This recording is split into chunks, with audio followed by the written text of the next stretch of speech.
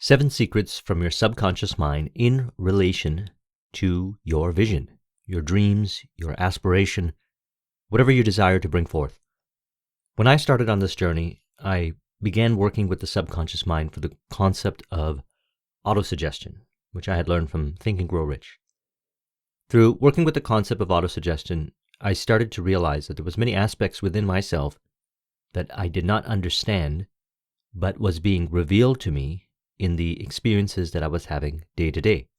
In other words, I aimed to create a certain result, but for whatever the reason, I couldn't get myself to create the result, either reflected in my behaviors, my inability to do the things that I know I have to do, also outer world circumstances which appeared to be obstacles.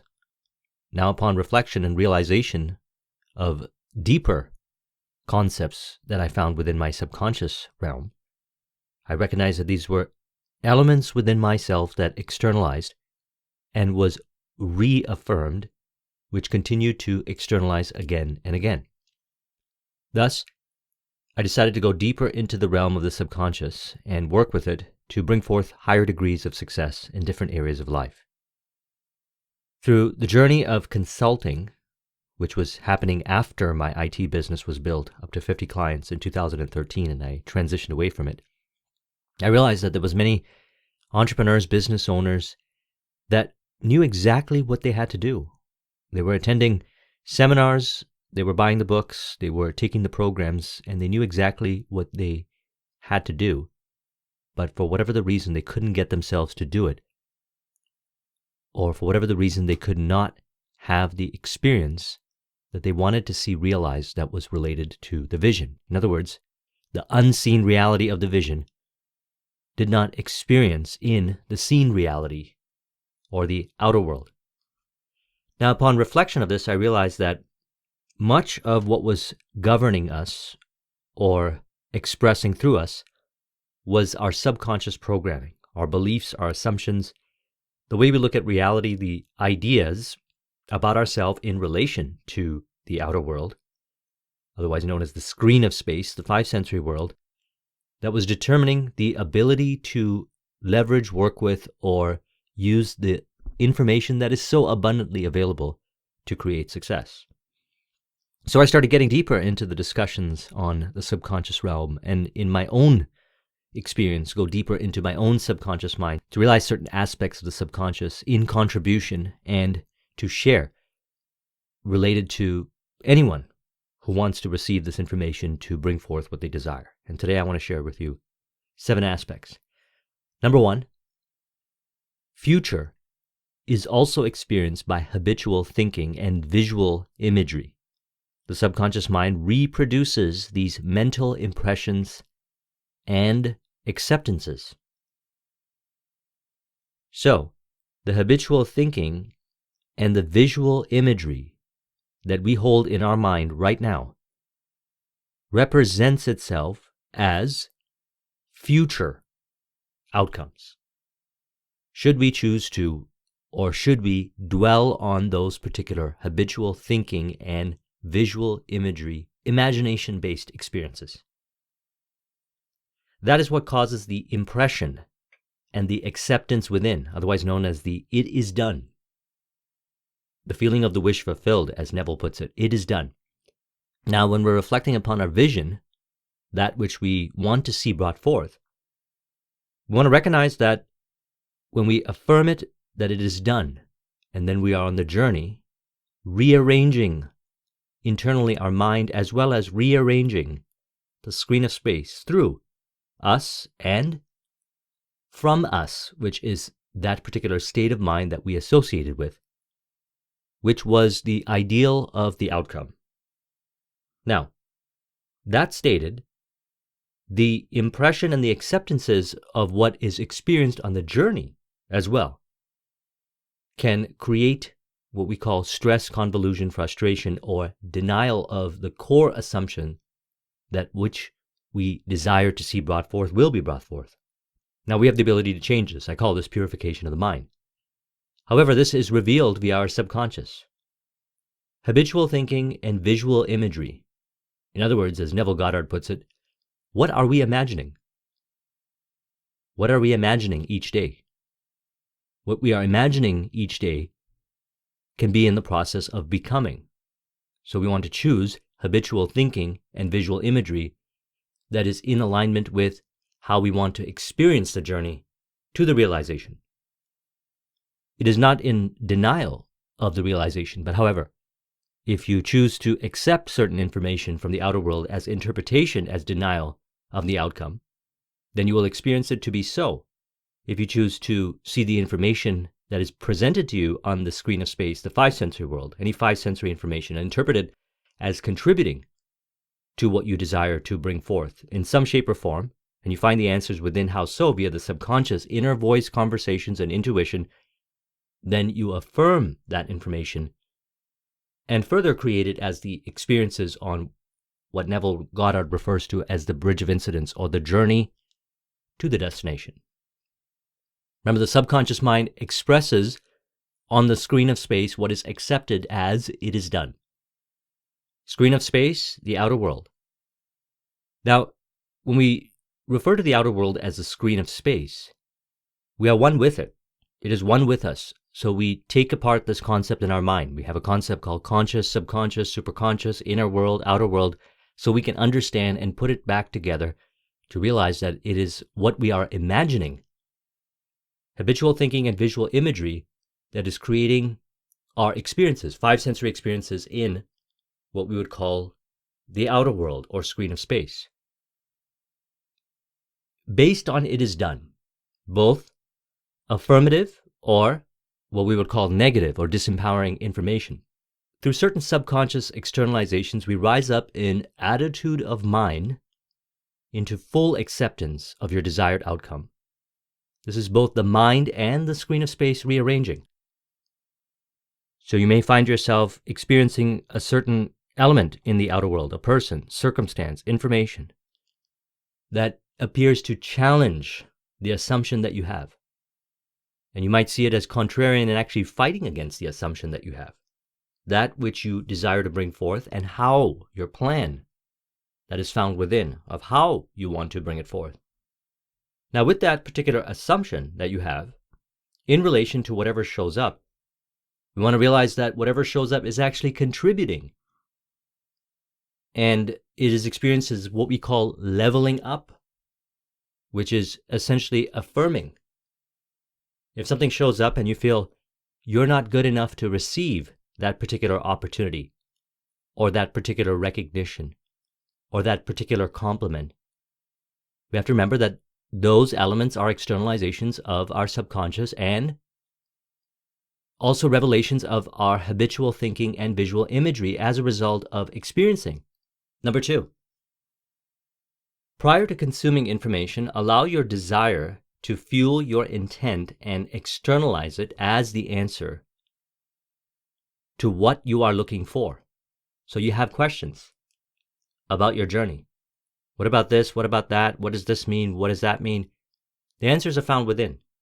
Or the answers can be found through the externalization of your own consciousness through people, information, circumstance, or environment. However, the desire that you want to see brought forth can also be used as what we call fuel to your intent to soothe your mind that it is already done and it will be brought forth, and so you would like some answers. So we ask for the answers within, and then we show up anywhere. Now you could do this anywhere. Any kind of information will reveal to you the answer. Once you have a harmonious relationship between your conscious, subconscious, and superconscious aspects of yourself. And through the building of the relationship, which is on the journey, through bringing forth your desires and bringing forth your desires again and again and again, and understanding the cause and effect relationship, effect in the outer world and cause within, you will start to be able to know how the information that is presented to you, whether it's through books or whatever someone's saying, is actually revealing to you the answer that you're looking for, even if it is not necessarily how you want the answer to be delivered to you. Think about the experience between Neville Goddard and his mentor Abdullah. Neville Goddard gave him the idea of what he wanted to experience, And then he started to show up to Abdullah and mention that he's not there yet. And Abdullah would not hear anything from that. He would not accept that Neville would accept the five senses as denial. And by not accepting and encouraging those aspects, by not playing the theater, as I like to call it, he did not affirm that his desire was not going to be brought forth, but rather that was actually how he was contributing to bring forth that particular desire that he had. Now, you'll see this when you study a book and you apply the information and you produce results with the information, whatever the business or personal development book, whatever it is that you're learning. And then you come back to the book starts to look a little different.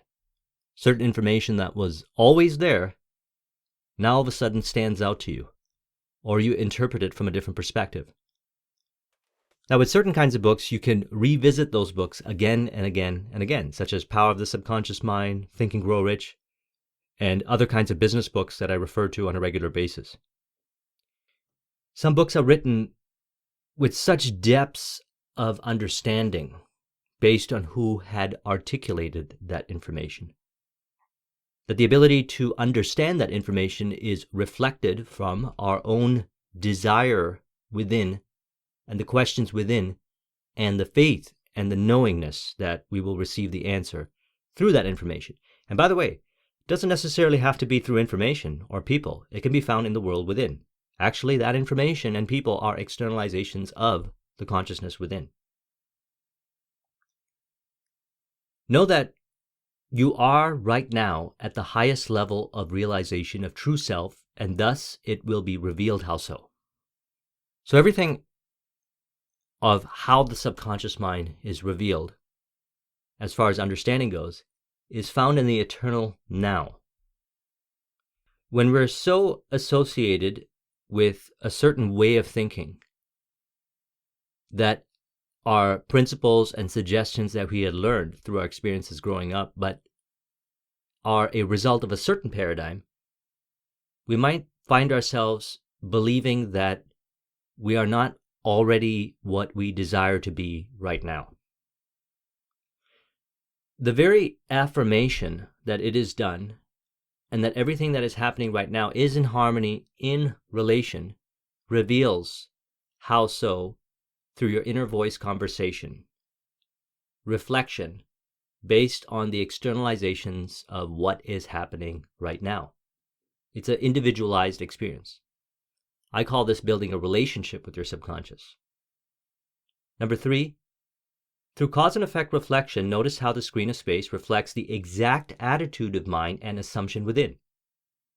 Attitude of mind and assumption within will allow us to look at the screen of space and really understand the information for what it really is, rather than past assumptions and disempowering attitudes of mind that we still subconsciously identify with. If you identify any of this subconscious attitudes of mind and assumptions within, which appears to create smoke screens, causing you to interpret the five sensory data from perspectives that you know is disempowering to yourself and the screen of space in relation to your vision, then you have the power to note that information and receive within the accurate assumptions and beliefs through inner voice conversation,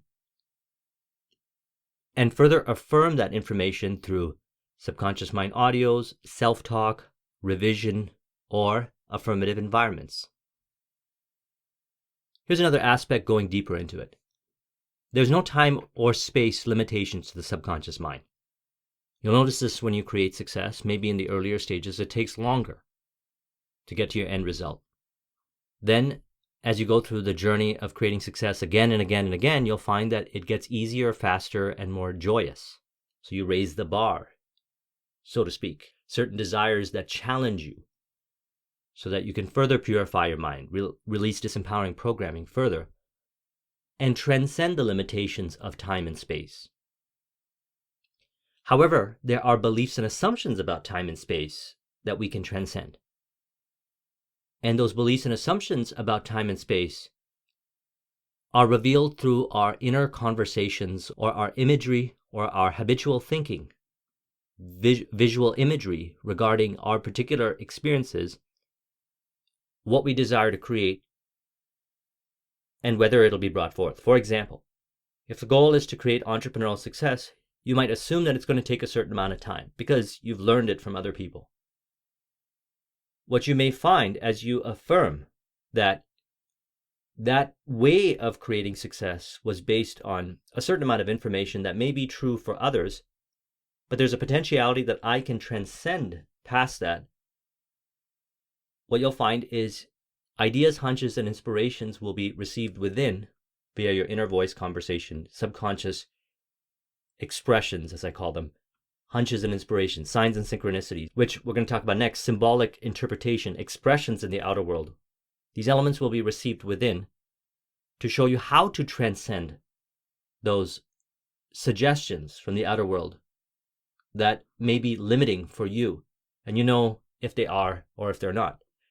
One does not have to have a deep understanding of their subconscious mind and the subconscious realm. Certainly when I started this journey and working with this information through autosuggestion, I just followed the steps in Think and Grow Rich. And through the journey, I realized that I wanted to know more about this. So when I was building my IT business from 2009 to 2013, I went deeper into the study. And then after, when I created my channel in 2013, and I started doing business consulting on the side and sharing this information through book discussions, I started to get more questions about the subconscious mind. So I went to further understand and work on it by looking at my particular experiences in all areas of my life and articulating and expressing it, and then finding that I had deeper realizations about what was going on in the subconscious world within. Now, what I realized is that a person does not need to know all these things. Certainly I like to share it because maybe you are experiencing some of these things, so they can help you on your journey to allow you to understand what you're experiencing. Which brings me to my next element. So I broke this down into a few sections. First section is the screen of space, which is the five sensory world. Now let's talk about the world within, symbolic interpretation. What we're doing is we're symbolically interpreting reality. We're symbolically interpreting it. So whatever shows up on the journey, five sensory data, we have the ability to interpret it from related to and contributing to or empowering, or on the flip side, it's denying the assumption, it's stress, it's frustration, based on certain kinds of experiences that we're having and the symbolic interpretation of those elements within, which represent perspectives, archetypes, and certain elements which you could get into if you would like to. The work of Carl Jung really helps, and I studied some of his work, helped me understand it further. But all of those are conceptual models to help understand, like I'm sharing with you here, that we are essentially interpreting this world symbolically. And it's the rigidity, the biases that we have to certain information when it's presented in the outer world, five sensory data, that bind us into certain states of mind that we want to release from. Remember, we have infinite states of mind, and we have an ability to go into our imagination, and that our imagination can create identities, yes. And many of us have identified with our identity, and that's fine. If you choose to identify with the identity or not, it's really up to you. But we could release from that if you want to, and it may be required because this is something that's talked a lot about in the personal development space. I refer a lot to the Robert Dilts model.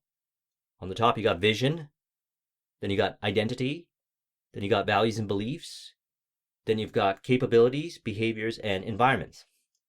The environments, the capabilities, the behaviors, and the values and beliefs are a representation of the identity. And we adopt certain identities, we assume certain identities, and then we identify with the identity. So as going back to my earlier example that I had discovered through business consulting, when entrepreneurs or business owners had a certain identity, self-image, about who they are and their relation to the outer world, when they would consume certain information that was supposed to help them on the journey, what they found, they weren't able to integrate that information because it didn't fit into their identity. They didn't realize that they actually were transcendent to the identity. That in their imagination, they can transcend the identity by choosing the exact outcome that they desire, affirm it as done, and then from there allow the outer world rearranging to occur while allowing the internal mind to rearrange to mirror it in external reality. Now, they interpreted the information as rigid, very dogmatic, structured information. They had to do it a certain way. It was almost like they thought they had to follow the business or personal development information in the exact way it was presented to them, even though it may not be the pathway or in harmony with the way that they are subconsciously going to bring it forth. And there was a lot of inner resistance. So thus I started to get into the subconscious mind stuff and teaching it and talking about it, because then I found, as I shared it through my consulting practice and working with entrepreneurs, they started to understand. And when we reflect on the Robert Dilts model, we have the ability to choose any identity via our imagination and then see how it is so. The person then goes and releases the symbolic interpretation to five sensory data a little bit by little bit on their journey, or sometimes dramatically, to then bring themselves into a certain state of mind where A, they believe it's possible, and B, they're able to interpret five sensory data accurately in relation to the identity that they assume, the state of mind that they assume, as well as whatever shows up on the journey, as rearranging the mind within, which is expressed through also behaviors, environments, circumstances, capabilities, to reflect accordingly, and also outer world circumstance changing in ways that they can't consciously know about, but the subconscious knows. Number 4, many symbols are individualized and thus have different meanings. The interpretation can be found via inner dialogue. So if it makes sense to you, many symbols are individualized and thus have a different meaning. The interpretation can be found via inner dialogue, so it makes sense to you. This further rearranges the mind. So whatever information that is presented through people, environment, circumstance, and really information that you're learning from the outer world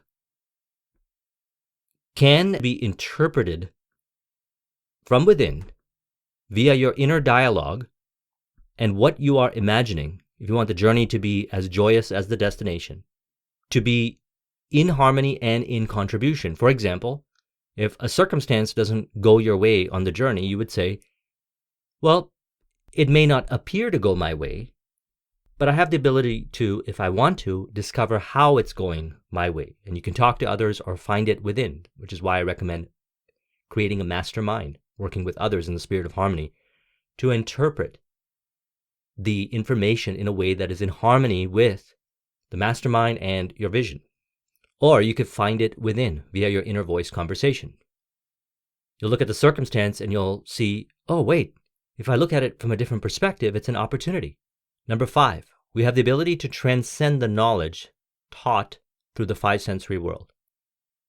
The five sensory world has valuable information that we can learn and work with as far as capabilities and skills go and understanding of these elements. However, certain information needs to be transcended so that we could bring forth even more innovation if you're in the entrepreneurial space, or to find different ways to produce success that may not be discovered by others, but is revealed in your world within.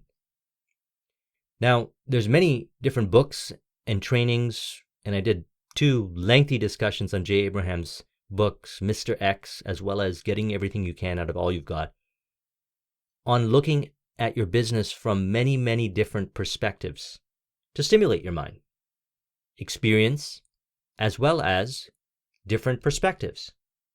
Now, you have the ability to be inspired by that information, should you choose to go there. So one of the ways to transcend the knowledge that is received via the five sensory world is to integrate it and transcend it. Understand how it's relevant, how it's not relevant, where does it fit, what elements don't fit, how doesn't it fit based on your current circumstance, your goal, your vision, who you are within, and make the changes accordingly. And from there, you'll have a greater level of peace. You won't find yourself binding or polarizing to that information in a way where you see it as denial of your assumption or stress and frustration. We make consistent progress on our journey, and forward-moving experience reveals the new affirmations as symbols. So we're interpreting reality as symbolic. This is one paradigm that can be very useful. Everything has meaning. The meaning is in relation and in harmony to your goal and your vision. You can discover how so. You first have to believe it's possible, and then you work with some of your desire via your intent to find the answers, and you find out how so, both through yourself, or you could find it through others or information. However, always remember that you are making constant progress on your journey, and everything is forward moving. So you don't create the illusion or identify with the illusion that you're stuck and you're not making any progress. Because if we imagine, or our habitual thinking is that we're stuck, and I did a discussion on releasing from stagnation, which there are many, you would say, outer world tools or experiences or inner world mental models or conceptual ideas of releasing from this state of mind called stagnation, whatever works for you. For me, it's just, what's the next thing I have to do, knowing that whatever it is that I do is in contribution to my vision. And I just do it, whatever it is. And then I get back into the flow, and then eventually autotelic. Watch the video I did on autotelic. I'll put a link in the description. Because we are interpreting the world based on symbolic interpretation from the world within, in relation to who we are and our relation to the people, environment, circumstance, and information, to bring it into alignment with true beliefs and assumptions within that are in harmony with our vision, we may consider not talking about your associations between your inner and outer world in relation to your vision. The reason why is if you have doubts about these experiences that you're having and the cross-reference between your inner and outer, even though it makes so much sense to you, but you doubt that others are going to think you're crazy or you don't know what you're talking about, if you share that information with them, the doubt may externalize and you may believe what they're saying, but they are an externalization of the consciousness within, which is the doubt within. What I find is I may be inspired to talk or share certain information through creative expression or conversations or connecting with others. Sometimes I do, sometimes I don't. None of that is relevant to you bringing forth what you desire. It can be part of the journey if you would like, but keep that into consideration. We want to transcend the knowledge to the five sensory world. The five sensory world knowledge is valuable, but we want to be able to discern what is related and what is in harmony with your goal and your vision. For example, in the entrepreneurial space, we say many people don't get success. That's because they're studying the information presented in a certain way, or they're interpreting it again within themselves from their identity and an assumption within that they are not going to be able to, and it's a subconscious assumption, create success. Now, they might not be aware of this. And then there are also other factors, but however, we want to keep this into consideration. We want to allow ourselves to transcend the knowledge taught through the five sensory world. What I found is that when I started my IT business in 2009, and when I finally grew it up to 50 clients in 2013, what I was taught from the books and trainings were inspirational, but the real way that it actually worked was in a unique methodology and system, so to speak, that I discovered within myself, which may be inspired by others and was a hybrid of what I learned, but so much of it was unique distinction that I found through experience and as a result of cause and effect reflection. Realizing that everything was contributing to my goal and my journey, and I had the ability to interpret whatever was showing up as actually contributing to reveal the destination. Number 6, the reaffirmation of symbolic signs / synchronicities, five sensory data, fills up the consciousness to reflect as people, circumstance, and information that reflect. So the world within is being expressed to externalize as the screen of space. whatever shows up, if we see it as denial of the assumption, then we can further affirm that in our subconscious mind and thus recreate those elements in our experience and our journey. Those elements can't hold you back unless you believe they can hold you back from realizing your dream. And one of the things that happens, which are subconscious externalizations to bring forth your vision, is what we call signs and synchronicities. As I was building my IT business and any goal or desire that I see brought forth, I rely on the signs and synchronicities. Now, when I say I rely, it's not like I'm waiting for them. They happen to show up. I understand what they mean. They may not mean anything to anyone else. Sometimes I talk about them, sometimes I don't. But these signs and synchronicities are symbolic interpretations for me, and they guide me towards the destination.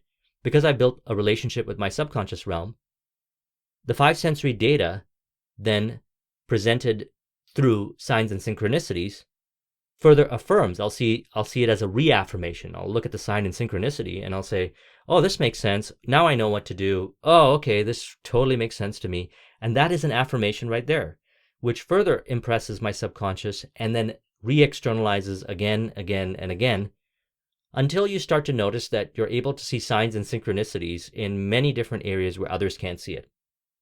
Now, again, all of this is based on results. So I'm not doing this just to experience signs and synchronicities. So I'm looking at this from the perspective of creating a vision and navigating the journey via working with the subconscious realm over to the fulfillment of that particular experience. As Neville puts it, knowing that it is already done.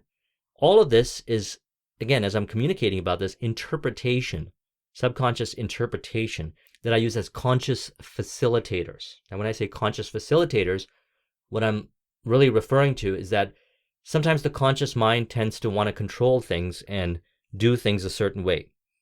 If I've referenced my experiences and created certain subconscious principles and work with them, then I allow my conscious mind to be at ease so I can allow my subconscious mind to express and I don't force things. The same is to be said if you read a book like Principles by Ray Dalio. He's got all these principles that he's laid out and he lives by these principles. Now, as a result of creating your own principles and living by them, these are also can be interpreted as symbolic interpretations of how you experience reality to live the life that you want or bring forth the goals in a way that you want to bring it forth. Number 7, there isn't a need to rush or settle with five sensory data unless you now decide you want to. Once you imagine what you desire to create, I don't settle. Now I realize that whatever I can imagine, I can see brought forth because whatever I imagine is from my heart desire. It's meant for me. And these heart desires, I really desire it. So it's easier for me to imagine it, to affirm it, and realize that it is done, to actually feel the feeling of the wish fulfilled that it is done.